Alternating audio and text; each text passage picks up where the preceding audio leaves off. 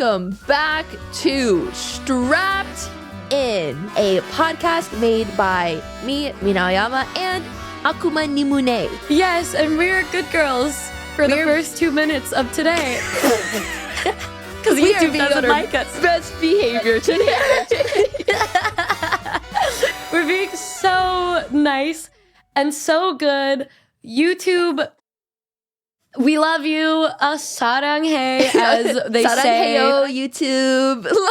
Thank you so much for existing and for making a podcast as wholesome as ours. So wonderful and a place to live and thrive. Yes. For the next minute, we're going to be so nice and wholesome. Remember, you can also listen to our podcast on Spotify. Oh, yeah, that is a thing. Yeah. At Strapped In Podcast on Spotify. Yes. Spotify. Yes. Man, what a Yeah. time it's been. It's been a while since we've recorded, since the last one was like a little earlier, right? Oh my God. Yeah. Like today, fun fact, we've been already recording for probably the past like 2 hours of like. It's been over 2. We've been recording since like 7 p.m., dude. Oh, Before shit. that, 6. It's been like 4 or 5 hours. This was a full ass day. Oh, whoa. Oh my God, we've been talking so much today. We've been, my throat, she's done after this. Oh, no. I am sleeping after this one. But Oh, yeah, same. welcome everybody. It's been a while. I'm Numi. This is And I'm Mina. Nina. We Hello. have a beautiful podcast today in which we don't make any innuendo jokes that could potentially make us lose anything. Yeah. We are going to stay monetized. But if we don't, thank you guys so much for joining our Patreon. We could talk about that later, but truly thank you guys. It's been a wild few weeks. We have launched the Patreon. We released the first few things that we are going to release. Please let us know what you guys thought. For those of you who did end up joining that, we did not expect as many of you to join as you did. We literally had a goal for so 500. Like 500. Wait, how many people? Like 100 people? I think like we were like, there's no way 100 people are joining. We were like at most like 50. Yeah, and we hit that in the first hour. So thank you guys so much for that. You're the reason why now we can have more editors, work on the podcast, a bunch of more specials that we're going to be able to record. So thank you guys. And thank you to every single person that joined as a free Patreon or somebody that did any of the tiers. The Lil Straps, I know people like to make fun of you, but you're real to us. And Size you're doesn't just matter. as powerful. Yeah, size doesn't matter. Damn it, we did it. We did it again. What do you mean? It's been 3 minutes. We are. Without even thinking, we made jokes relating to the strap. Gosh dang it, darn It's it. embedded in us, dude. Embedded harder than the strap in which this podcast is created on. The foundational giga strap. Yes. But yeah, welcome back to Strapped In. You guys, 2.3 for Honkai Star Rail updated. Wow. Wow. So I watched you play a little bit of it. But what are your overall thoughts? I have not heard your overall thoughts. Yeah. Okay. I thought this was a good ending for PENACONY, at least for now. Yeah. I will say there was like some moments that were truly highlight for me, and I don't know if like everyone had the same opinion on the moments that I think were like my favorites. So just off the bat, my absolute favorite moment in the entire I actually think I'm gonna shock you with this. My favorite moment, the entirety of 2.3, was right after Sparkle planted the bombs. And there was the giant group chat with every single character in PENACONY. Oh my god, that was so good. I love Dr. Ratio just being like, K, then left. Yes! It was seeing every single character interact with one another that we wouldn't normally see interact. And that truly was so good. That was my favorite moment. Just constantly finding a new doll and then getting the group chat of like every character. I really feel like this was something that was missing in the game, is the sense of unity with all of these characters, because for a lot of it in the whole entire game, everybody's so separated. Even if they talk to each other, it's usually a one-on-one or a very brief interaction. And this time, it was just everybody was able to talk to each other. But for some reason, they did not want Firefly and Robin to interact. That was interesting. Like what the way she said, "Oh, I'm so sad I don't get to see her concert." I'm like, are you fucking kidding? She has to go in a broom closet. Did you hear the line? Firefly has lines about Robin. In, like her character, like if you go to like her character lines or whatever. Yeah. I saw that and it was so Dude. The way that they gave us that, but they wouldn't let them say hi to each other. No, really? dead ass. Wow. Dead ass. Okay, my favorite though, because obviously I listen to them in English. And if you add Firefly to Robin's team, she's like, it's always an honor to hear Miss Robin like It's sing. so and then, like, good. But then like you hear her go like she's like excited. Like she's like, oh my God, it's Miss Robin. It's so cute. But I went in with zero. I knew like, okay, Robinfly, as much as I love the ship with my whole heart, and I read all the fanfic and all of that, it's a crack ship at the end of the day because they've never interacted. And like, I truly did think we'd get at least one. She wasn't even in the group chat, bro. Like, real. Oh my God. Wait, Firefly wasn't in the group chat with everyone. No, because she was hiding. Damn, they didn't even let her in the group They did not want her to interact with anybody. I don't know why. I don't understand the directional purpose for that at all. I don't get it. I don't understand. God. Yeah, I have no idea. It's not even a shipping thing. I just don't get why they didn't want her to interact with like anybody else. Well, at least we got to see her interact with Silverwolf. I really enjoyed that. Oh, I was gonna say that was my favorite part because I made a tweet about it the other day where they were talking about the four of them. It was this cute art of the Stellaron hunters, and I said, I want there to be a whole arc or a little side quest where it's just the daily lives of them together, because you find out that they're not only in the same kind of group, but they're also a found family that just loves each other. And Firefly even introduces Silverwolf as, you know, one of her partners in crime, you know, one of her besties. And oh my God, and the lines about Silverwolf are so cute. Yeah. Clank, clank, Her clank, oh my God, oh my God, her going like bang, bang, bang. Oh my, I can't. She's like my favorite person. I love. Okay.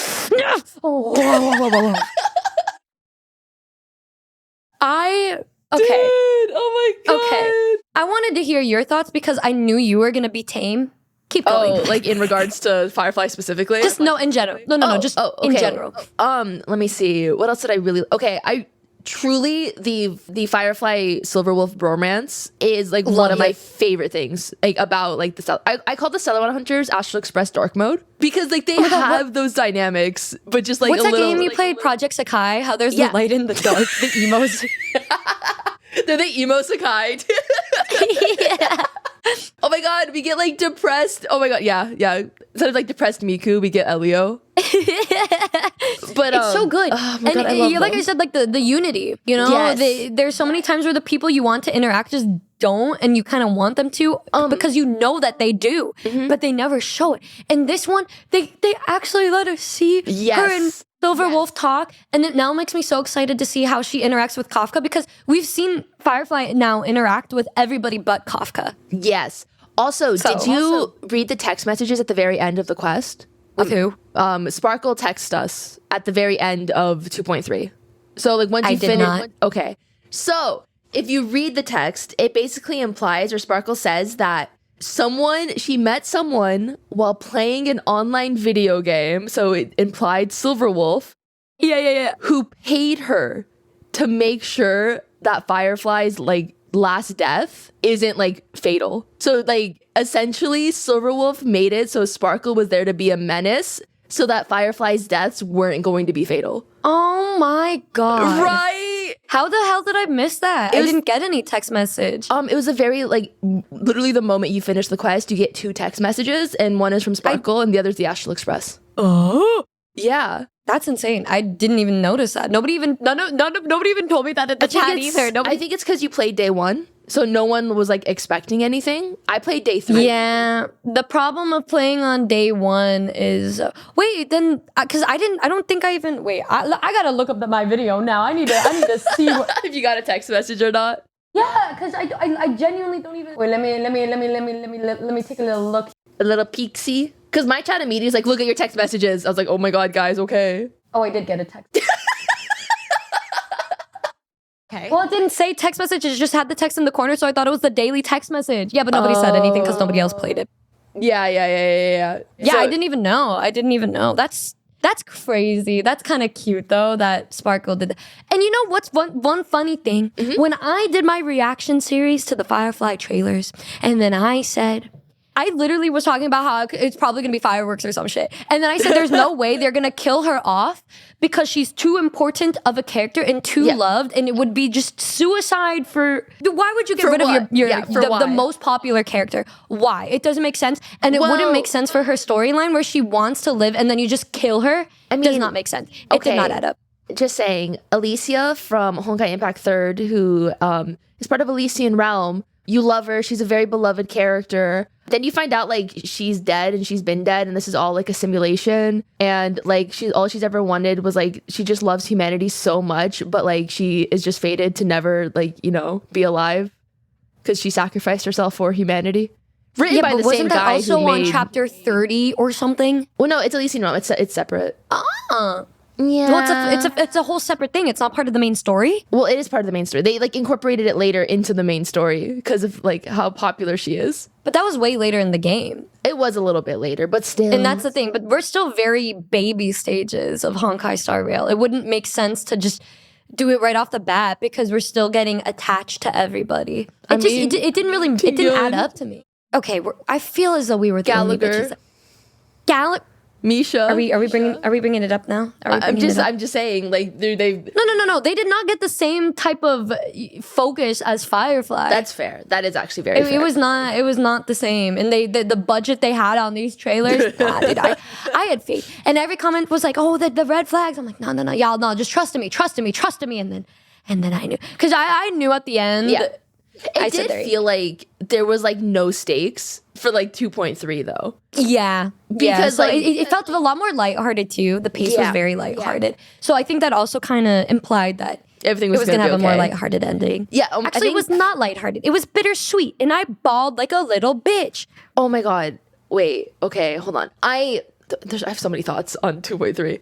I want to say at one point, like I think the moment we saw Sparkle when she clicked the button, I'm like, okay, yeah, no, this is like a fake out, like the end of Lycoris Recoil, episode 13, when Majima and Chisato were fighting on top of the Tokyo Tower, and he was basically being like, oh, the bomb's gonna go off if you don't kill me with everything that you got. And so they're fighting to the death, and then the timer goes off and it's fireworks. And I said, that's exactly what's gonna happen. And then everyone in my chat, they were like, chat tries to hide the spoilers from Mina, but Mina spoils the chat. Like, what is this? I think at first everybody thought it could have potentially led to, like, I was really nervous. I had butterflies in my stomach because I was really scared about it. But then when I was playing it, the tone of 2.3 was so different to the others that I just felt as though there was no way they would just abruptly kill off a character like that. Especially given the times where you're playing as Firefly, when you're playing as Firefly and she's just kind of fucking around. Also, the best part to me was not the group chat, but Stell fucking around in the background every single time. Okay, unironically, I thought of you during those scenes. Because I remember you saying that your favorite scene in like in the Lolfu is when Dawn like was talking to Stell, but like she didn't like actually say anything. Yeah. But then just seeing Stell be an absolute like dumbass was so funny. It was so great and so refreshing. It feels like it isn't something often done in games where you're the main character, where you can see them from an outsider perspective. Mm-hmm. And to know that Stell is just as weird and fucked up as we perceive her to be is just incredible. Especially, oh my God, and her little Gamba addiction. Oh, she's my like, I'm God, gonna win. yes. I'm gonna bet everything I got. And she actually has voice lines and actually that chest is that made me mine. so happy. That chest is mine. Oh, it was so good. I was so happy. It was my favorite. And one thing that I also really loved about it was it it actually showed the Astral Express getting to relax and enjoy time. It was just them getting to puff around, and that was really refreshing to see. Oh my God, like seeing just all of them, how they interact with one another and just like how cute it is. And they're just like they're so cute. I love the Astral Express. It really felt like a fan service update to me. It was great. It was really nice and it made me very happy. Dude. Okay. March 7th's development as a character at the end of 2.3. Mm-hmm. Yep. Phenomenal. Like, finally. Because like I've loved March since the beginning. You know this. We both adore March. Like she was like our second favorites like for like a hot minute, I want to say. Oh yeah. And like I like how I had to say second because MC was our first for a while. But like we adore March. Like March is like for me, like that's our girly pop. And then like I know people have their beef with her because like sometimes she can say some stuff that's a little tone deaf. Like after Cocolia died, she's like, oh shucks, Bronya, your mom died. Oh well. You cannot hate her for that. You cannot hate her for being a little silly and tone deaf. Okay, some people can't help it. Yeah, no, I agree. I thought it was a funny line. A little tone deaf, but I thought it was funny. But like getting to see her, like the way that she gets so introspective and like the growth that she's had as a character was so refreshing, and like it like tugged at my heartstrings. Oh yeah, I'm so happy that they did it, and that oh my goodness gracious, I'm so happy that March was the one that said everything, because the others are very in tune with who they are, comfortable with who they are, but March is somebody who's still trying to figure out who she is because of how they found her, and she jokes about it a lot, and I think a lot of people forget that she came from a literal ice block. Yes. And so she's very trying hard to cope with what was given. She was pretty much what happened to the MC, but an ice block. Yeah. Right? Yeah. And so she's just trying to make the best of her situation and help people. And because of that, she could be tone deaf sometimes. She's silly sometimes, but she could be serious when it matters. And the way that she felt and everything that she said is exactly how I felt about PENACONY, and just how I feel with life in general, which is so silly to say because it's a game, whatever. But I feel that way too, where the people that you meet, there's people before you that had these incredible journeys and then made it so that you could have your journeys. You know, your parents had their own group of homies. Yeah. They did their own stuff. And then it's you. And then there are good times and bad times, things you regret, but you're still pushing on. Oh, it was so peak to me. It was so peak. All of the things that they said in Twitter was so beautiful. Aside from the unnecessary killing of my husband, everything else was so perfect. It was so great. And I just genuinely loved every single part of it. I would rate it. I think I said 10 out of 10, but now I'd say like, no, I said 9.8. I knocked 0.2 because one of them, 1.1 was, I honestly felt confused. I don't know why they didn't let us say goodbye to Robin or Firefly. Oh. We said goodbye to everybody but them. Yeah. And I guess they wanted to say, us flying into the sky with Firefly was a good... not good enough. I want to know where the hell she's going after this. Whoa. I want to know what's going on with them after this. Like we talked to everybody else. Why? And she, oh my god! When the part where everybody says, "Oh, you'll see him on the Astral Express." Yeah, I'm like waiting. Come on. I gotta. I mean, hey, listen, Robin's showing up on the Astral Express now. Every single I love how we indirectly think of each other during these moments, because I said, when she spoke or when she appeared, I said, oh my god, Mina's gonna be so happy. The end, when Robin can go on the Astral Express, I said, oh, Robin's gonna be so... Okay. Mina's gonna be so happy. Okay. Speaking of Robin, my beloved baby angel, we had a counter for how many lines she got. I believe it was 24. She 8. I thought she was getting 4, so she exceeded my expectation by 6-fold. You are amazing, queen. I love this update. I love how they showed her character, because like Robin and Sunday they directly want the same goal, and they go about things in very different ways. And it shows that like while Robin is very like pure and innocent, she's not naive. She literally made a deal with Jade knowing exactly what that encompasses and still went along with it. She literally betrayed the family. Like that's like, okay, during the cutscene where like she's like saying that whole speech about giving the Astral Express the entire like airship, like that was a ploy for like to like make an opening for like whatever was about to happen. And so like the fact that like you could tell that she's like breathing pretty heavily in that moment because she was nervous, and it's just like, or like she's like putting on this performance because she knows she has to, and like this is like her moment, and like this is showing like her defying the family. And it adds like so many layers. And the fact that she's willing to give up anything to save her brother too, just so that they can achieve their dream. It's just like, she's such a good character, and we just barely get to see her. Yeah. It is so funny. I'm so glad I got to that I have this podcast, because to me, I did not look at it like that at all. I just said, oh wow, Robin. I overanalyze, okay? I did not analyze it like that with her. The way that we play through things is so differently because I take it very blindly and head on, and then I think about it after. But with Robin, I was just I had the very base level of what you said with her. I said, this is not to this level. It's because Robin, and I'm so glad because now I'm learning even more about Robin.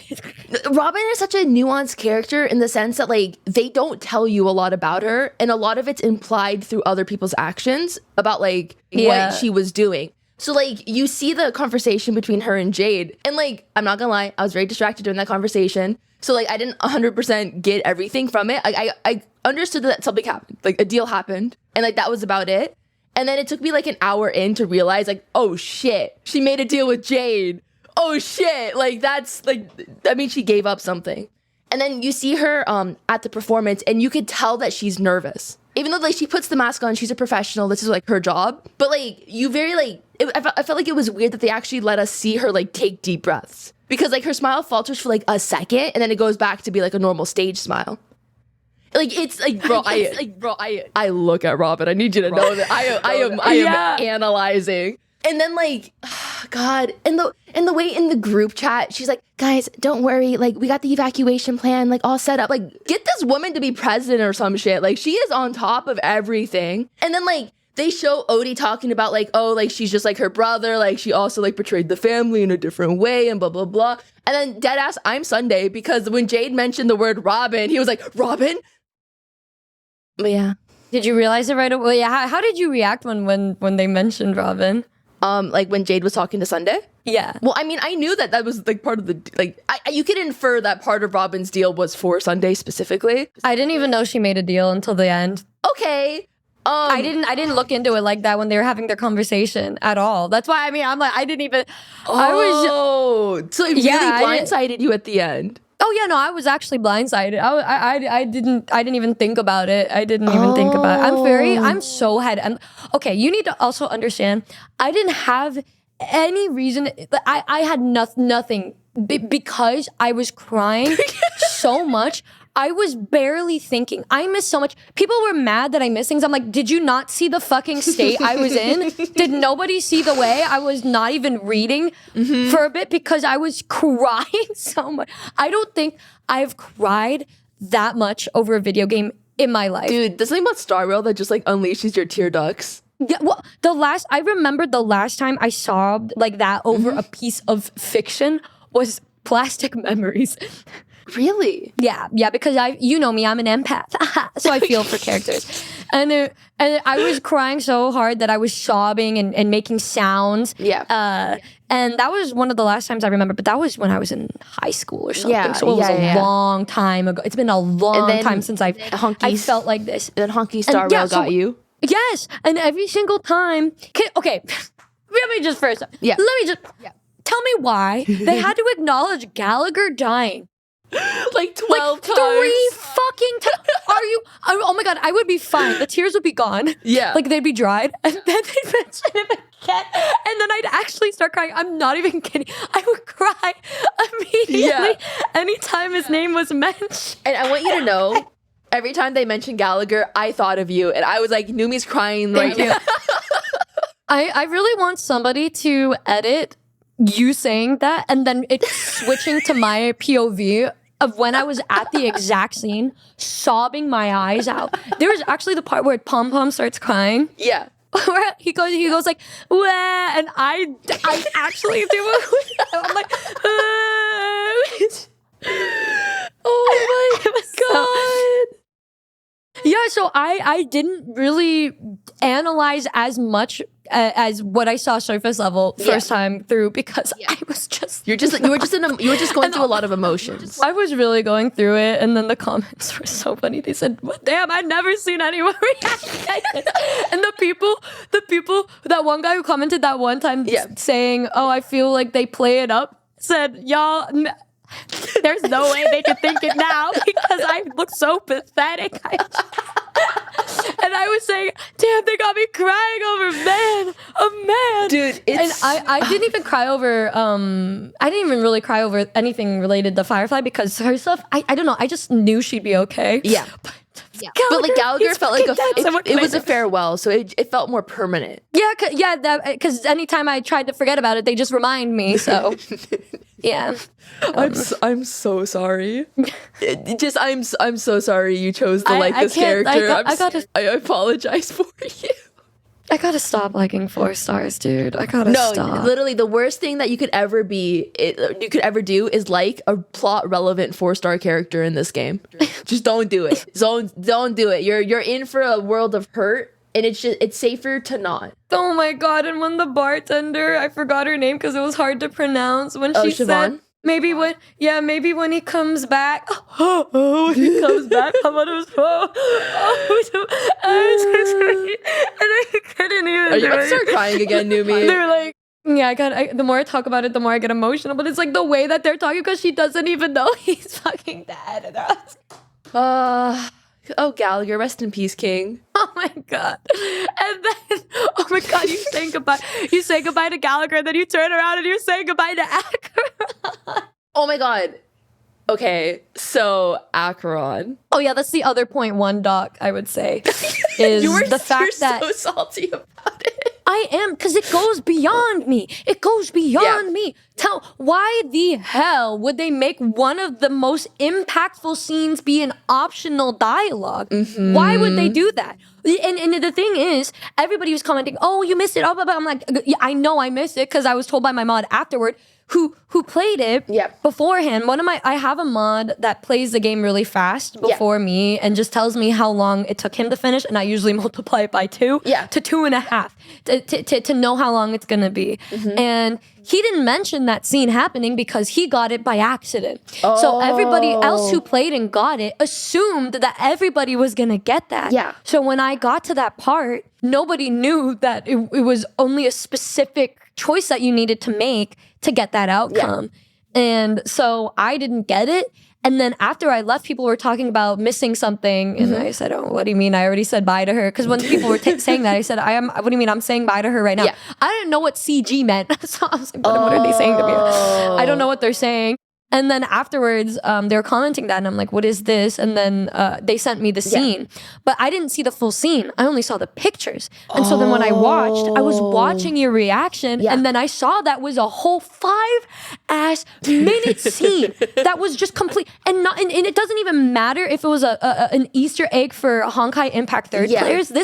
This shit was good for everybody. It's something everybody should have seen. It like truly like it made my I play in English. Dude, Allegra was putting her whole ussy into it. Like that was such a good scene. It just pissed me off so bad. Why would they make that optional? You did warn me. I did. I was the one that warned her, y'all. Can I just say thank you to all my friends who played this game before me, and just let me know about things to keep out for, because like last patch, Ruby, shout out to Ruby, told me to like don't kill Sunday in 3 seconds, like let him talk. Nobody told me that, and now I pay the price every time, and I just play it early because I want to be able to go on my Yuri account on Twitter because people always spoil shit, and I don't want to be spoiled anymore, and so then I try to finish it really fast, and then when I do it really fast, apparently I miss the important shit, and they're like, well, you just have to make sure to do every dialogue option. I'm like, excuse me for wanting to just respect the choices that I made. That's just because you know when I played other games in the past, like Persona, and you have to choose one option, I would cheat and just look up the right option. And I didn't think that would be how we'd have to do it with Honkai Star Rail, because I thought it was just you choosing your own path. You know, and nothing would change the outcome. Yeah, because normally choice is an illusion. And but this is like the one time they were like, no, there's Easter eggs. Dude, I'm not gonna lie, like getting to the Easter egg was so like kind of like creepy because you have to get red text to get there. So you have to keep pushing and pushing and pushing, and then the red text, and then they show you the CG. Yep, and that's when I started getting mad when I was watching your playthrough, when I noticed the arrows pointing to the one you're supposed to click. Yeah. Why didn't I get that option? Why didn't I get the arrows? Because if you hit the last one, it's like you're ending it there. Like that is how you end it. So they gave you like 4 different ways to end it before you got to that Easter egg ending. So annoying, bro. And some people were commenting asking, why didn't I choose the other choices? And it's because... Yeah, why didn't you? What was the start? It was, who are you? Or did we meet before or something? Yeah, it was something along those lines. It came off as rude and I didn't want to be mean to her. That's why I didn't click it. I think I even said that sounds mean. I don't want to say that. That's really the only reason why I didn't click on it. It's because I didn't want to be mean. I didn't even want, because they said make sure to, if they said to click through all options, I would have been like, are you sure? Because it sounds mean. I think you could have. I don't want to be mean. I think if you just clicked the third option, you would have been fine. You didn't have to do all three. No, it was the very beginning first option when it said like, who are you? Or do I even know you? I thought that was being, it came off in my head as like, do I know you? I didn't want it. I thought it was mean. I don't know. I mean, like you could have just clicked the third option. Like you didn't have to click one. You could have clicked 3. What? And then it would have prompted you forward. What? Yeah. So as long as you didn't click 4, like you would have been fine. Because there was 4 options at the beginning. I clicked 2. No, I clicked 2. Not.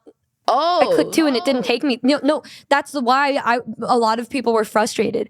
If you chose any option aside from the third one, it was the third option. But I did 1, 2, then 3, and then it let me through. Girl, what the fuck? Yeah, I didn't get that. I got to pick all 3, and then by the time I hit the number 3, it kept going. Yeah, no, it did not do that for me. I clicked the second option and then... Oh, maybe because I started top down, it let me? I think you just have to go through every option, but I didn't go through every option. I guess that's how it is. You have to click every single one. And one guy's like, you need to make sure you do every single option. I'm like, bro, I don't like how you have to go through everything. Like, as cool as it is to see what happens if you say every single one, like, I don't mind if it's just to get different kind of little reactions, but when it felt very serious and what I said really mattered, and so I just felt like the other ones were mean. You committed to your choice. Yeah, I wanted to commit to what I that's usually what I do, and now I'm realizing that that's not what you're supposed to do. That my bad for playing games like Persona where every choice matters. You could only do it once. My fucking bad. I've learned. I will not do it again, and I will no longer try to kill a boss in 2 seconds. I'm sorry, my Acheron's ass is fat. Like, I'm so sorry. The amount of salt that you have is so funny, dude. It's okay. You're doing your best, and you can always just watch these scenes over, but I do understand like the impact when you see it in that moment, though. It's just like it hits. Yeah, I think it was a good thing I didn't see it first off, though, because I was already... I think I was a shriveled up mesh. You know that one meme picture of this girl with her husband and she sucked his balls dry so he looks like a little prune? Yes. That was me by the end of that. I don't think I could have taken any more. My balls were sucked dry. If I had balls, they'd be sucked dry. Yeah, of course. Yeah. Anyway, Jade and Topaz. That was beautiful. Dude, okay. The first scene where like Jade like walks in and like Topaz is like a little puppy wagging her tail. How did they make that scene gayer than the trailer? Because like watching it, I'm like, this is more like erotic than like this is like more homoerotic than the trailer. The way she did her hair, she like frilled her little hair and and like Topaz's face like that, she lit up. She fully lit up. I was like, oh my, Topaz is a simp. And Numby just crying and cowering behind her. It really did a good job outside of them simping. It was kind of showed that, Jade's kind of scary. No, Jade is not a good person. Okay, yeah, Jade is not a good, we are full aware. She is a villain. She is one of the bad guys. In the beginning, you don't really know about her because that was her first real entry aside from the few times you heard her make her little deals, but you didn't understand the full extent of it until you went to her cute little side business. And the first time when it kind of came out was when Topaz was out of the room and all of a sudden she sounded that was so good. That was truly, she's like, oh, I need to make a good impression like for my juniors, and then like went bitch mode. I'm like, that right there, that is good. This is great, because one of my favorite things about like stories like as a genre, I really like political struggle. I like watching like people play like the politics and like working around each other, which is why I really like Game of Thrones, especially like early Game of Thrones where they focus a lot more on like trying to like who's gonna be the king and all of that fun stuff. And so like this was giving me that, but like, you know, like corporate edition, where it's like, you know, like the struggle for power, but like they're using their words to like figure that out. And seeing Jade just be so cunning and like sharp with her words was just like, I was eating that up. I'm like, oh, I love that. The guy, how did he laugh in yours? He laughed so good in English. How did he laugh? I don't know if I could do it, but it was just like the way he. How did he do? How was it for JP? And then he was like, But he did it every 2 seconds. He was like, oh. It wasn't like that in EN. It was, he did the oh ho ho laugh really well though, where I was like, oh, that's a good laugh. Good. It was so good. It was so good. He looks like a Zelda character. Yeah. He's also, I don't know if you caught it, he was a Pepeshi. Because he had the little thingy on his head. A large one. He was huge. Well, yeah, but it's a Pepeshi, the little shits that run around everywhere. Yeah, but they're small. Yeah, he's like the first, He's way larger. He like confirmed that he was like, no, I think they confirmed that Jade is fucking old. Where they like kind of implied that she might have been like over like 1,500 years old or something. Yeah. Which, I mean, like, you know what, girl? What's your skincare regimen?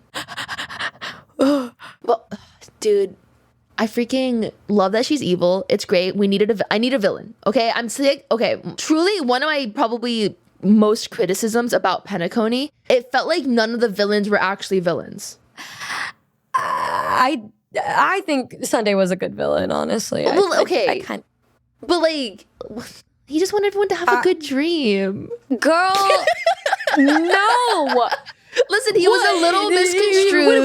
What kind of glasses are you wearing? He's a little misconstrued. End of 2.3, bro was the evil got into his head. No, listen. He's on his emo arc. Finish me up. His little Sasuke arc. Okay, he's like, oh, my sister probably hates me. I have no more reason to live right now.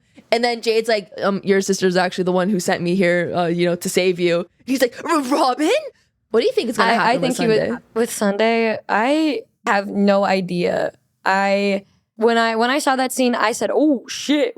This means we get to go back to PENACONY later." I thought it was showing him leaving PENACONY, basically. Well, I just mean like a new arc with like the characters, with some of the characters from PENACONY, which is, it would be crazy if Gallagher came back. That would be crazy, but a different crazy. What if Sunday, like, he escapes and whatnot, like through the help of Jade? It'd be wild. What if he joined the Stellaron Hunters? That'd be insane. And he's just like, I think he's moody enough.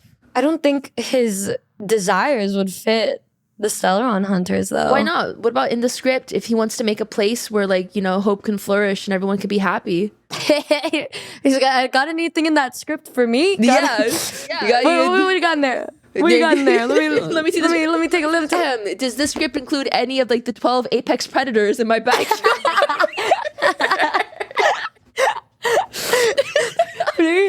Got that flying snake? Y'all got that flying snake in there? You got the freaking Wolverine? Like, what's back there?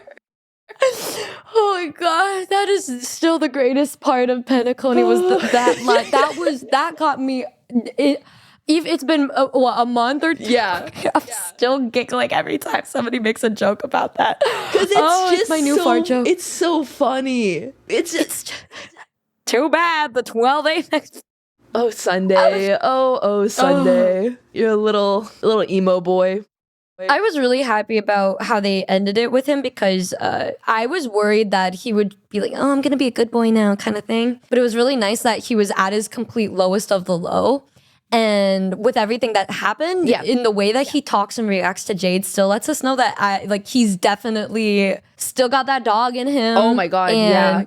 But he's also just like, I'm happy about that. He's like, just kill me. Like, I have no, like, grr. Like, and then, I mean, it kind of shows that he's still not willing to change his viewpoints on anything. Yes. And that's what I was worried about because everybody wants him to be a playable character and they want him to be, I'm like, dude, as he is now, what are they just going to make him a good guy? It doesn't make sense now. But it shows that when he is, what if he's gonna bad boy playable character? Exactly. That's what I'm happy. Why I'm so happy they're going that route. Yeah. I was so worried that it would be him trying to have a redemption arc. Oh. It just doesn't make sense for somebody that pulled like the severity of what he did was so fucked up that it just would not make sense for him to just suddenly get a redemption arc and be a saint good guy. Yeah. So I'm happy. It's gonna be what are they called? The anti-hero?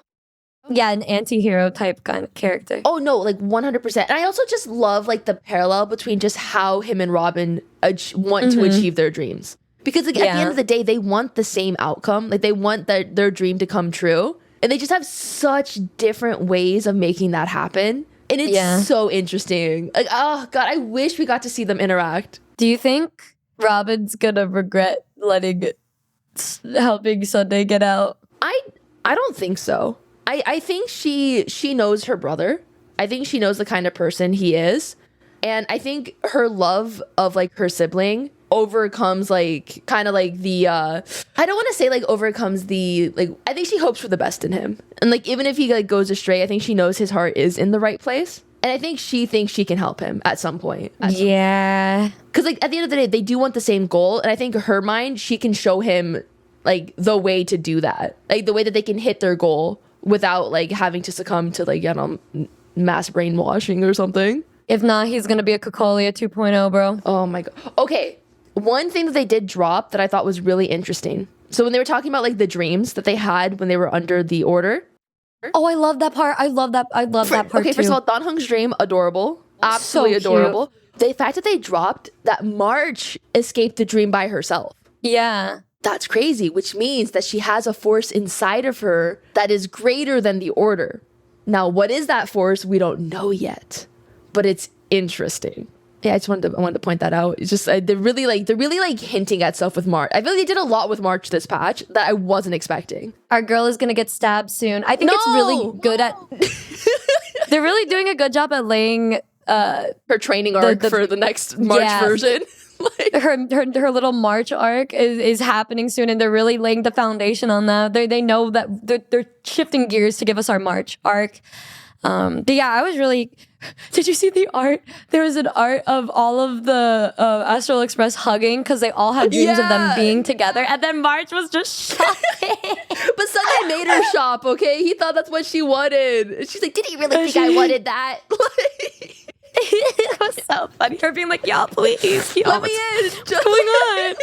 Help, please." God, guys, listen. Robin's forever number one, but March has such a special place in my heart. Like, there's just something about, like, she is just, like, she's that girl. Oh, March, my baby. I'm looking at I have a small little March chibi figure that I'm looking at right now on my desk. Cute. Right next to my little overall, Stella I thought everything was very nicely put together. There was nothing too crazy to me, aside from everything that I squealed and cried at. But I don't even think we need to talk much about that because we already knew that would happen to me anyway. Yeah.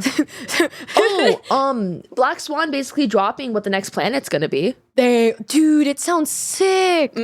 Also, Black Swan keeping up the stalking. Good for you, Queen. Constantly around listening. just March being all, girl, she came out of her room and she's like, "Oh, you have lots of cute things in there." Like, you little creep. What are you doing, Black Swan? So, like, what is this? So she actually gets to be with us. She's actually going to be with us for the next planet. Is she? I thought she was just kind of saying that and then she was going to be on her merry way. I thought she was going to go with us. Because in the original dream where Black Swan says like, "Oh, I'm going to come with y'all." Well, then she's there again. Well, that was like more or less just so like, so she could wake us up. No, I want her to come with us. Her. Also, like the expression that she gives, like the MC in March, like I'm like, something, because like a lot of I've seen a lot of theories where. Sorry, I cut you off. What were you gonna say? Oh no, I was just gonna say I feel like if she's not gonna be going to the planet, I think she's gonna be important. Very important because she's saying there's a mutual thing that they need. So she's gonna be with us for a while. I that's what I'm thinking. I mean, I hope so. I do think that March and Black Swan are somehow related in the sense that like we obviously know March is something within her is being hidden and it has something to do with remembrance. And like obviously Black Swan is, she's a memo keeper of remembrance. And so like the like accessories on Black Swan also are very reminiscent of the accessories on March as well. Like they're the exact same color scheme. And it's like, how are these two connected? Why is March so uncomfortable around Black Swan? Like what subconsciously does she not know like is like happening? And it's just like there's so much. I need answers. I want to know about March so badly. I hope they delve into it a lot in 2.4. I don't know. I think we're gonna get like we're getting March's training arc. And then the Sword Master. Okay, unironically, I think this arc is gonna make me like Yanqing. After my pulls, I don't give a damn. I feel like I tried my hardest to be nice. Out of the after, two of us, after I pulled them 2 times. Yeah, no. Out of the two of us, I think you are the shining Yanqing main at this point. You have what, E9? It doesn't fucking matter. I'm never raising that bitch's I'm sorry to the Yanqing lovers. Not to Yanqing, but to the Yanqing lovers. I used to say sorry to Yanqing. I'm not sorry anymore. What the fuck is this shit? You can. I tried to be kind. I tried to be really kind to him. But I guess I was too kind because he never wants to leave me alone. Fuck. 2 times in a row trying to get Firefly. I'm so sorry. Oh.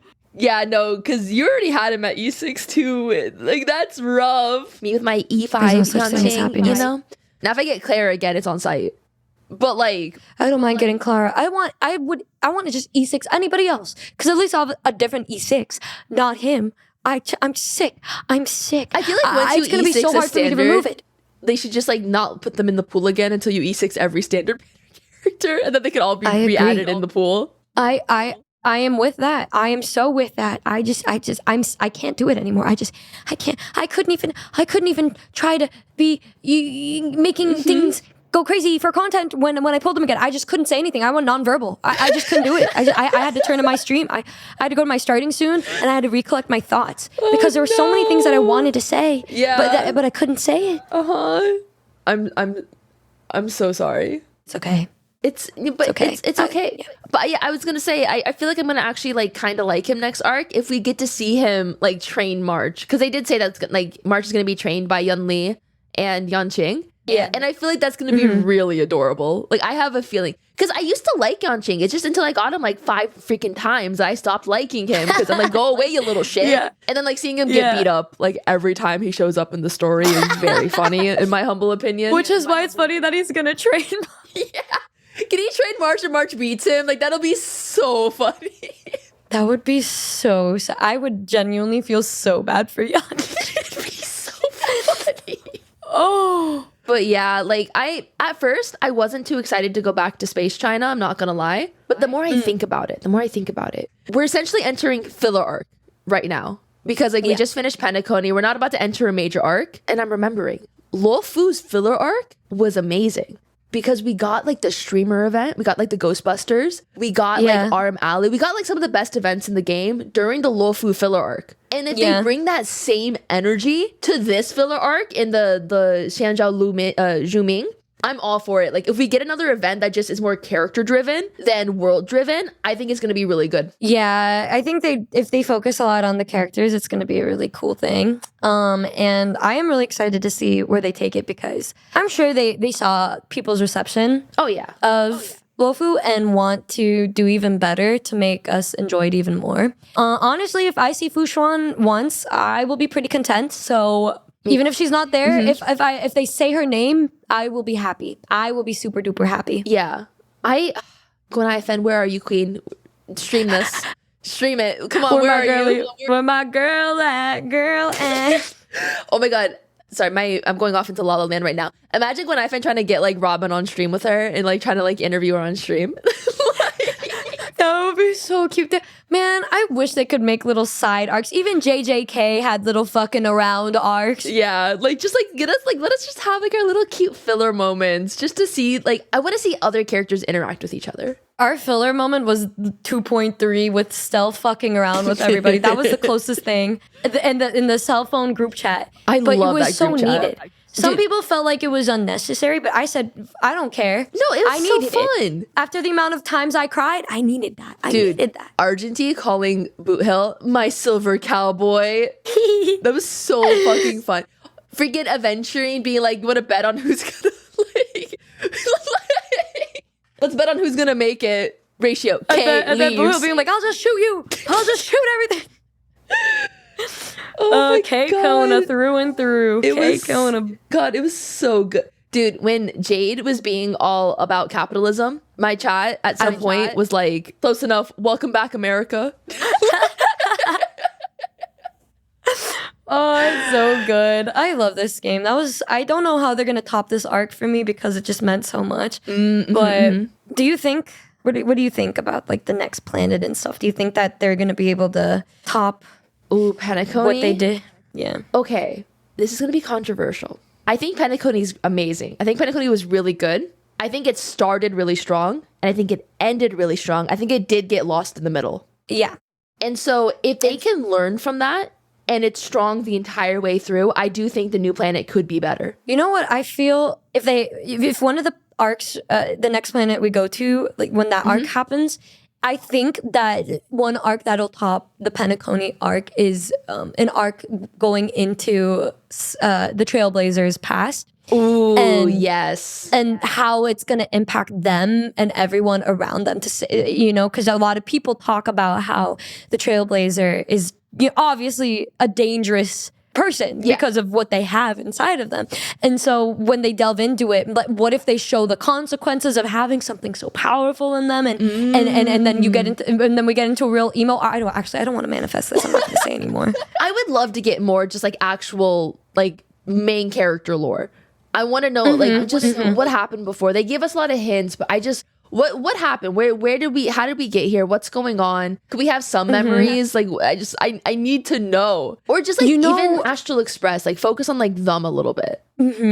Oh gosh, when I dropped into your stream and you were playing the Genshin update, bro, and they finally gave you a little bit on the twins. That unironically was the closest I ever got to crying in a Hoyo game, is when Ether said, like, he called like Lumin, and she looked at him and she's like, you're the only person here that calls me that, because everyone else calls her Traveler. Yeah. I had to stop for a moment, because I was like, fuck, like this is, and then they ruined it because then they were just like, this memory, you're gonna forget it. So we get this entire beautiful, heart-wrenching scene between the siblings that we've been waiting for like 5 years. And then they make them forget about it canonically. Why do they do that? I think I will never, ever be able to support the you forget such an important... that was my biggest critique with Ron May, saying, oh, you're going to forget this stuff. You're going to I hate that, because what the fuck is the point?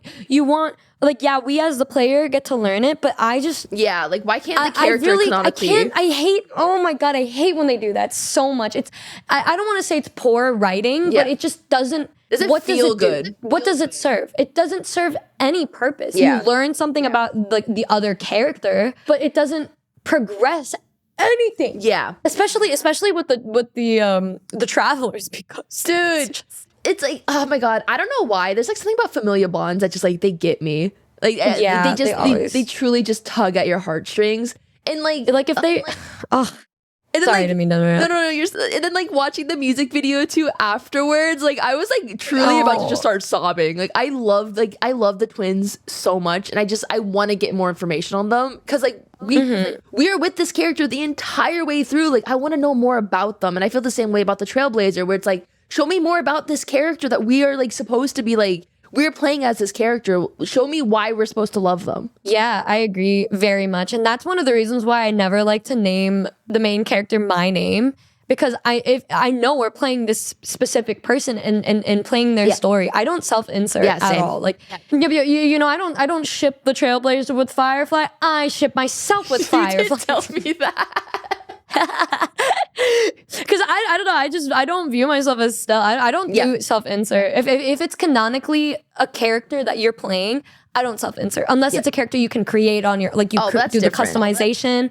Yeah, that's different. But when you're actually one of these, the male or the female, I feel like you're playing this character, and so I can never do. I will name them Cell. I will name them Frover.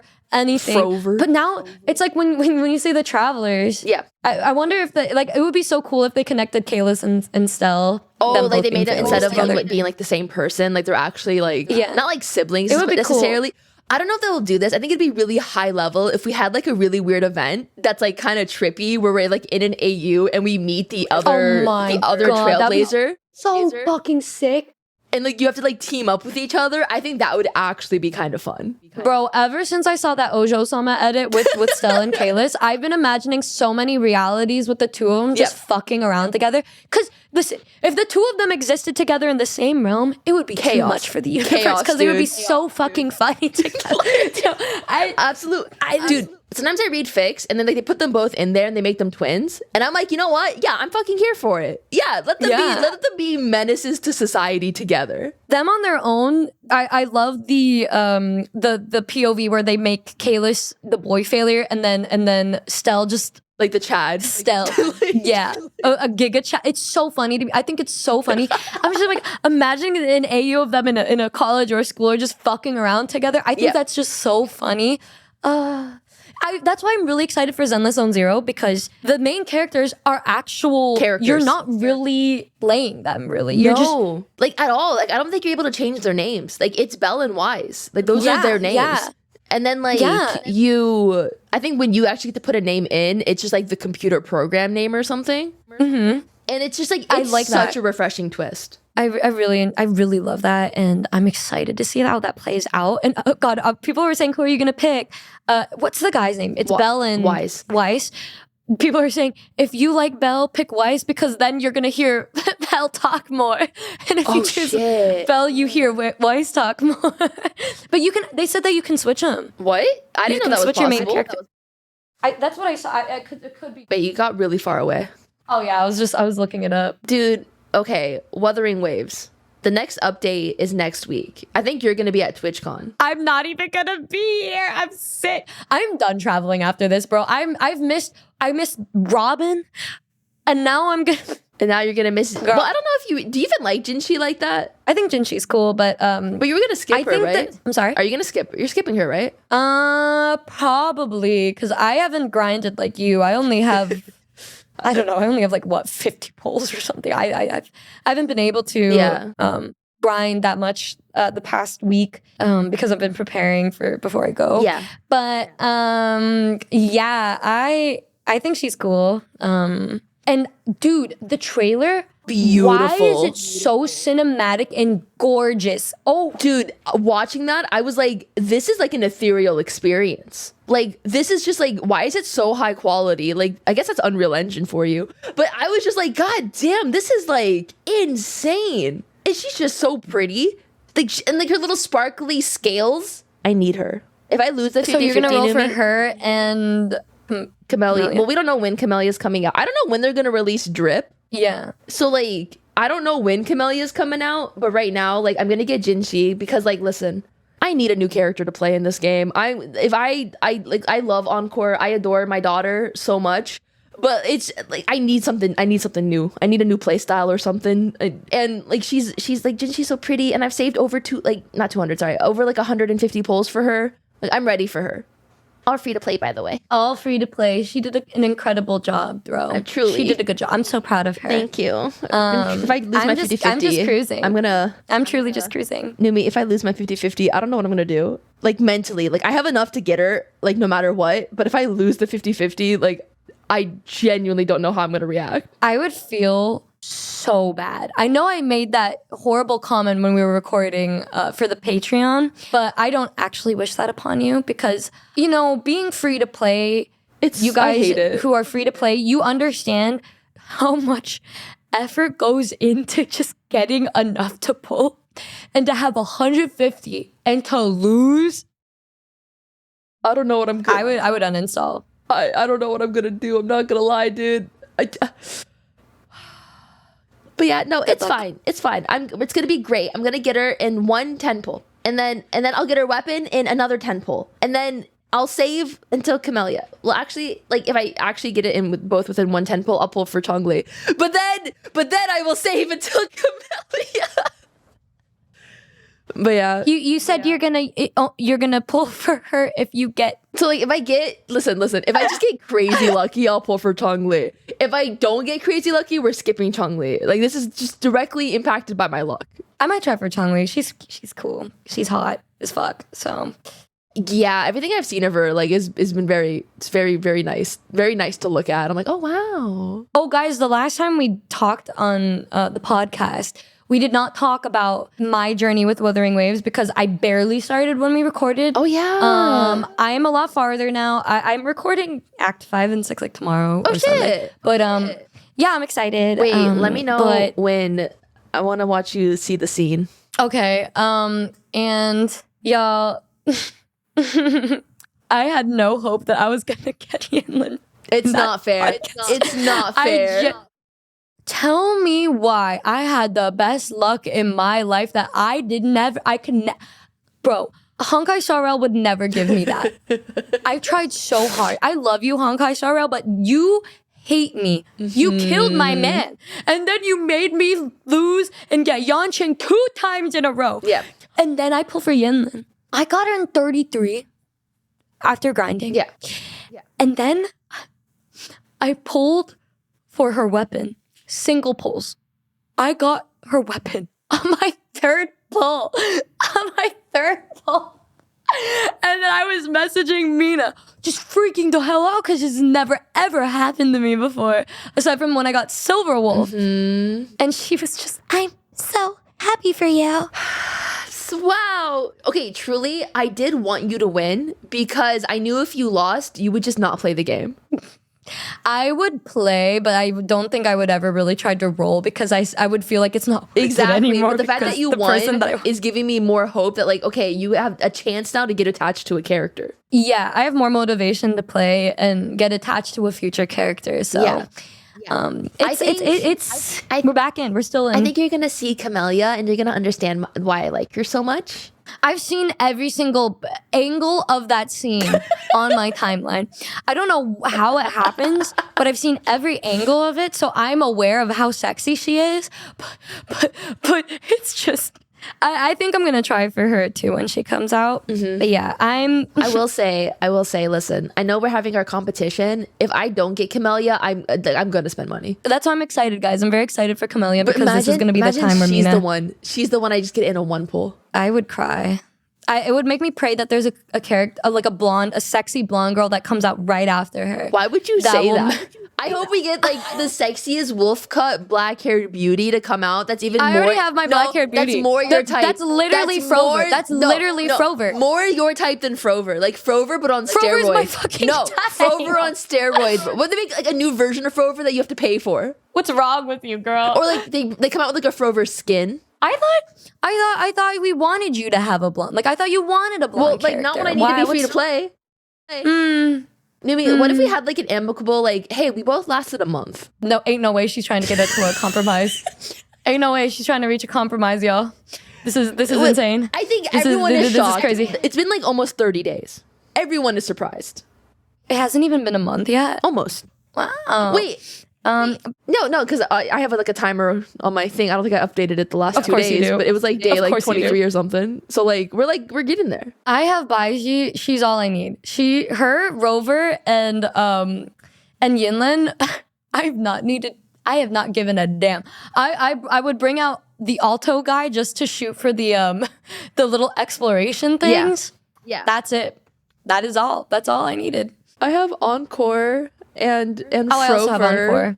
And Jianxian. I was using Encore until I got Yinlin. I did not think I'd get Yinlin, and I'm so wow. So, I mean, I did 20 pulls on Yinlin's banner just to tempt fate. Like if it's meant to be, it'll be. And then I stopped. I had self-control. Oh my god! Wow. Yeah. Actually, I was proud of you. Just tempting fate because I'm like, you know what? Because it was after I played her story quest. I was like, you know that scene was nice. I'll 2 whole 10. How long is her story quest? I did it in a day. Like it took me like one stream.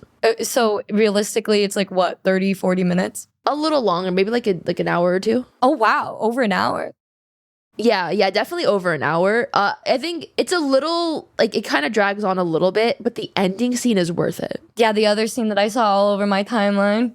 That's not. I'm gonna have to start muting on Wuthering Waves too, bro. Well, listen. Okay, I'm sorry. We're at the end of the patch and you haven't finished yet. That's on you. Well, no, guys, it's crazy to me that how intense the scenes are. They're so much different than like Honkai Star Rail. They let the characters touch each other. None of us thought that it would be like that either. No. We did not think they would be at all like that. So it was crazy. But I'm really excited to play more. I need to make sure to play Yinlin's story before I leave because doesn't it disappear? I don't think it actually disappears. I think you just don't get as many rewards from it.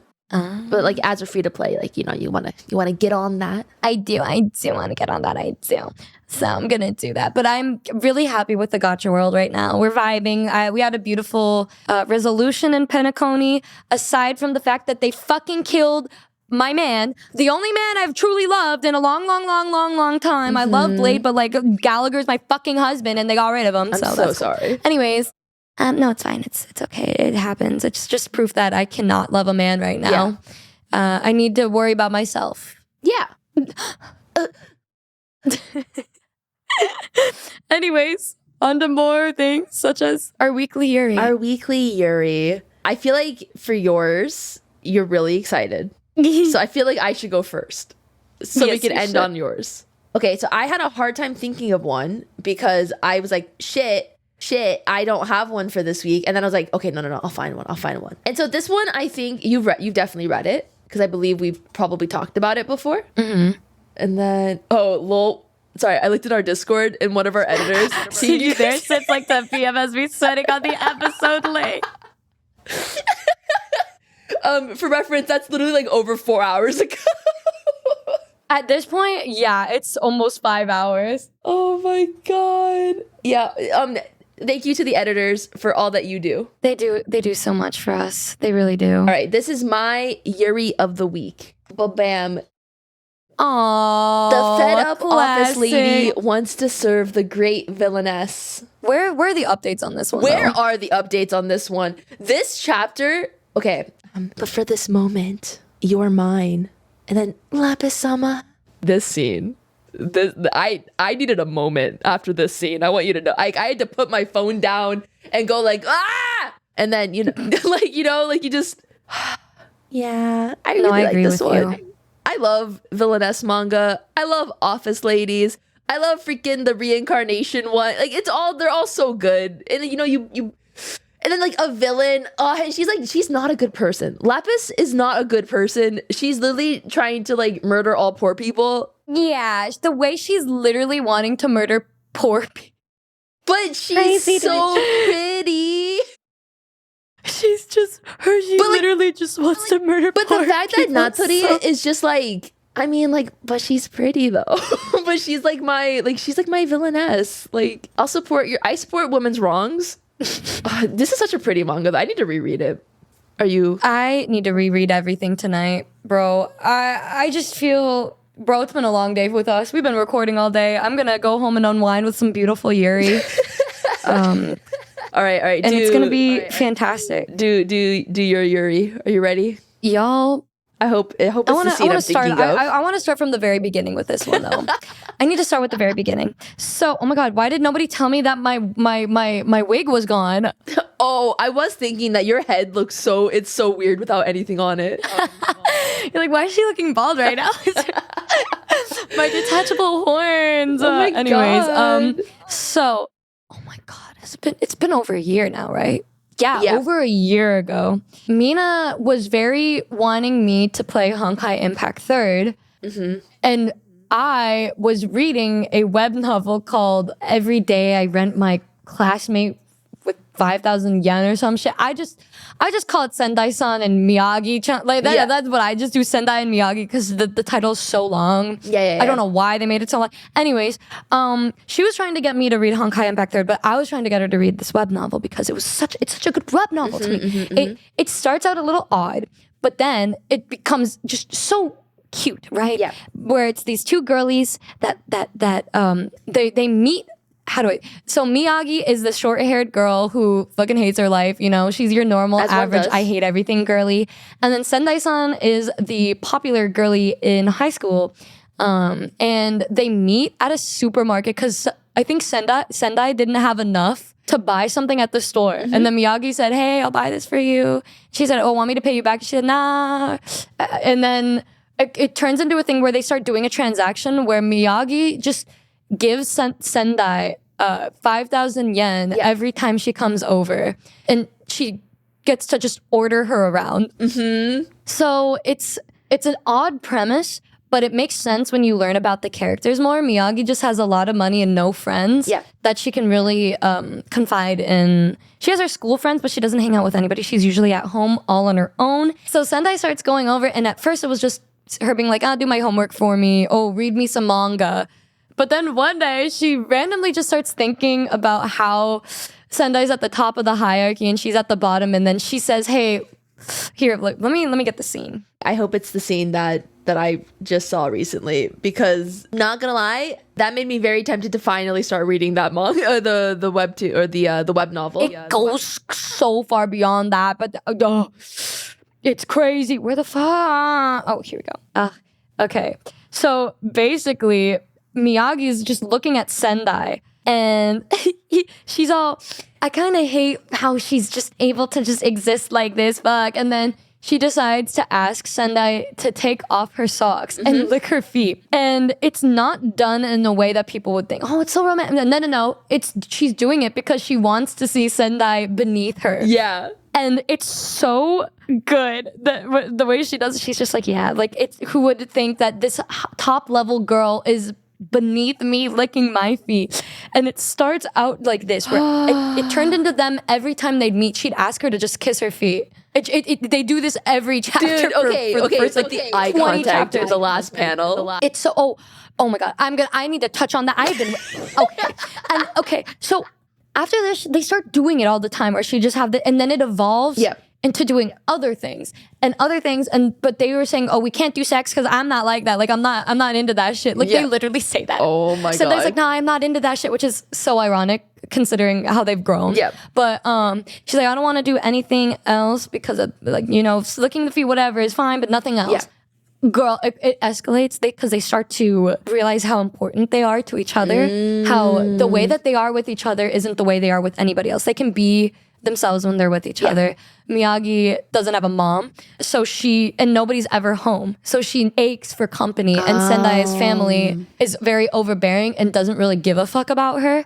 So she does these orders because she just enjoys Miyagi's company and being away from the house.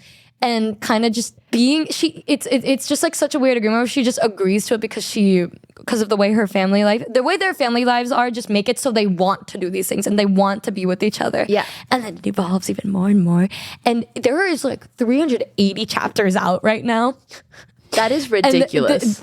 It's crazy to think about too, because the high school arc that I'm imagining is the only part that's going to be translated is the first 89 chapters or something, and the rest is them in college. But didn't you say like chapter 1's like the first like 15 chapters? No, that's the first chapter. Okay, like it's like almost like 1-to-1, like the first chapter with the first of the manga. But I don't know how they're gonna adapt the rest of it, because it's pretty repetitive for a couple things, because it's to show their growth and character development, like the way they're starting to change. Yeah. And it makes more sense in the web novel, but in the manga, I don't know how they're gonna transition that. But they got peak art in this. They got a peak manga artist to create them for this. They did so. Oh my fucking God, bro! And when I found out they were turning it into a manga and they did a whole voice acting drama, I was crying because I was telling Mina, I'm like, Mina, this is so good. And then I've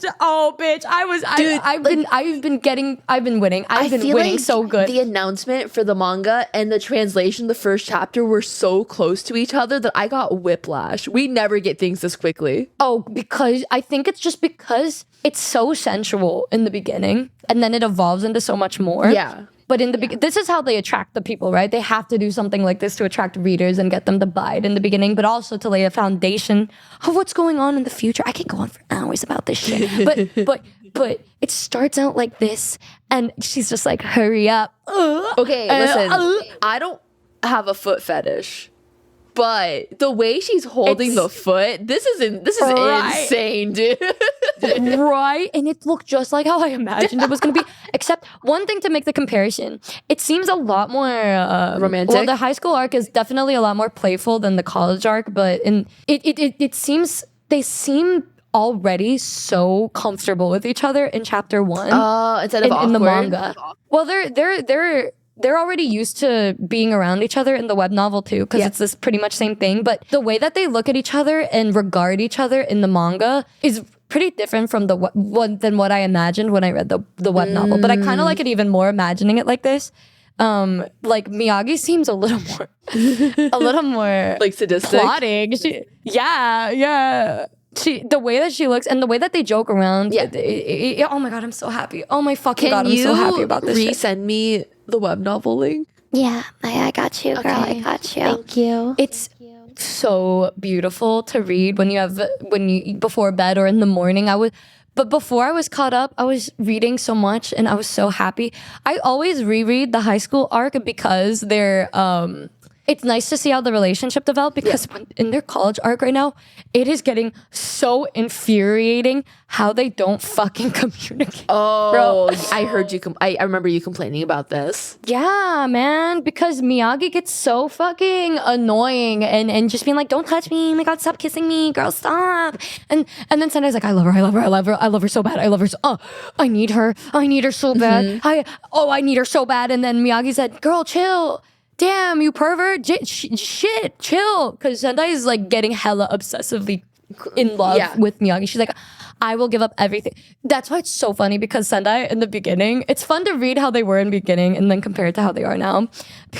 Yeah. Sendai's like, I'd never do that. Like, this is fucking weird. But she's always the one that instigates stuff with Miyagi. Even in the beginning, she's not I ain't into that shit.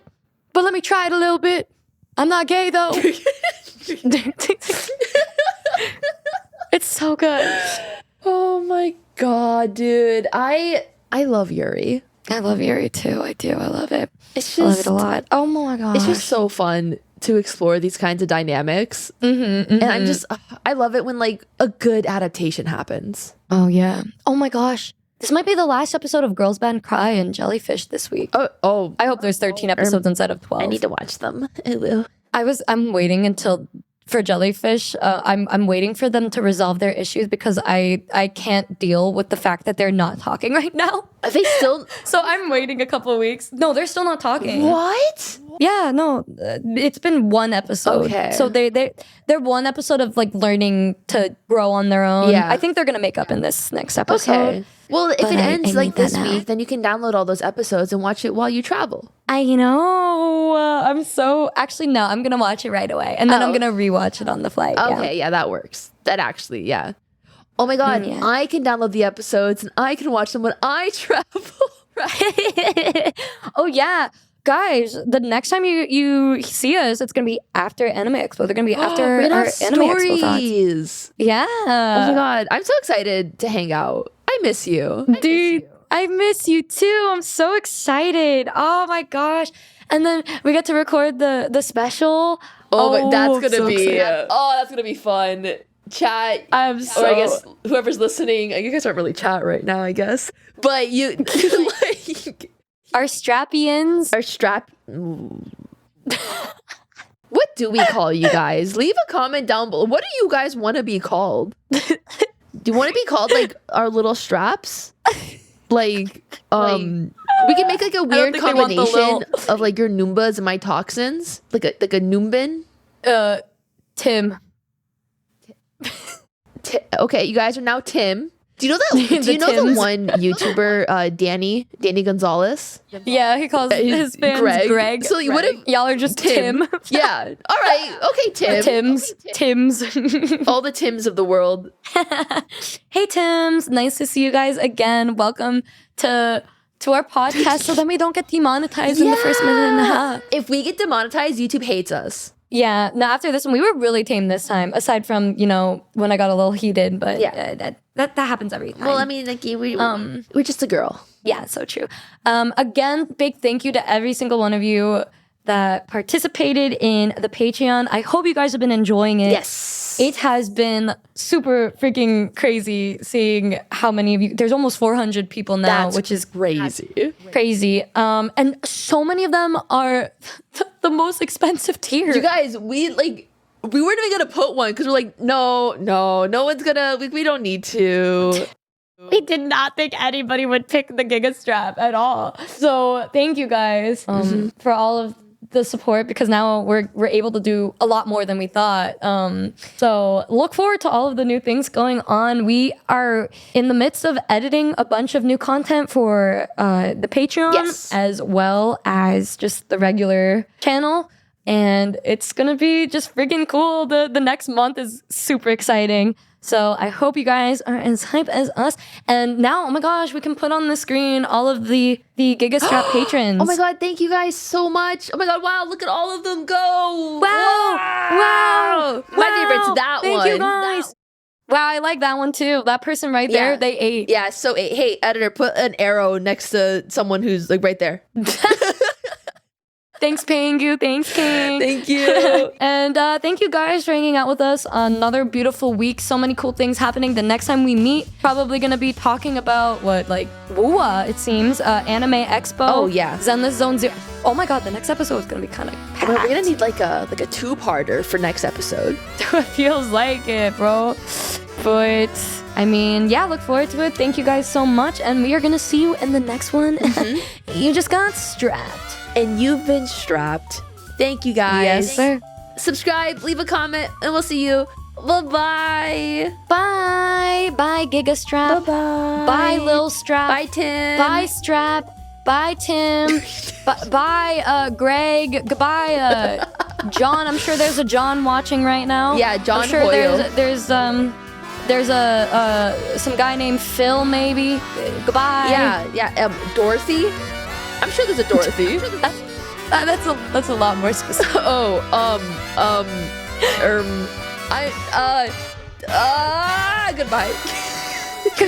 Goodbye.